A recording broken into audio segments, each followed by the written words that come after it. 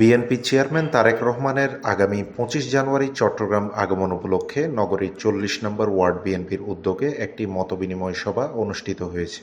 আজ নগরীর একটি কনভেনশন সেন্টারে আয়োজিত এই সভায় নগরীর ৪০ নম্বর ওয়ার্ড বিএনপির কেন্দ্রীয় কমিটি, পতেঙ্গা থানা বিএনপি এবং বিভিন্ন অঙ্গ সংগঠনের নেতৃবৃন্দ অংশগ্রহণ করেন। সভায় উপস্থিত ছিলেন চট্টগ্রাম মহানগর বিএনপির সাবেক সিনিয়র যুগ্ম আহ্বায়ক মাহমুদ মিয়া ভোলা, চট্টগ্রাম মহানগর বিএনপির আহ্বায়ক কমিটির সদস্য হাজী মুজিবুল হক, পতেঙ্গা থানা বিএনপির সাবেক সাধারণ সম্পাদক শাহাবুদ্দিন, পতেঙ্গা হালিশহর শ্রমিক দলের সভাপতি আবু জাফর, চট্টগ্রাম মহানগর কৃষক দলের আহ্বায়ক মোহাম্মদ আলমগীর, চট্টগ্রাম মহানগর যুব দলের সাবেক সহসভাপতি ইকবাল হোসেন সহ বিএনপি, যুবদল, কৃষক দল ও অন্যান্য অঙ্গ সংগঠনের নেতৃবৃন্দ। সভায় তারেক রহমানের চট্টগ্রাম আগমন ও আগামীর কর্মসূচি সফল করার লক্ষ্যে দিক নির্দেশনা প্রদান করা হয়। পাশাপাশি সাংগঠনিক প্রস্তুতি জোরদার ও দলীয় কার্যক্রম আরও গতিশীল করার উপর গুরুত্ব আরোপ করা হয়। উত্তর পতেঙ্গা ৪০ নম্বর ওয়ার্ড বিএনপি ও পতেঙ্গা থানা বিএনপি যৌথ আয়োজনে আজকের এই মতবিনিময় সভা অনুষ্ঠিত হয়।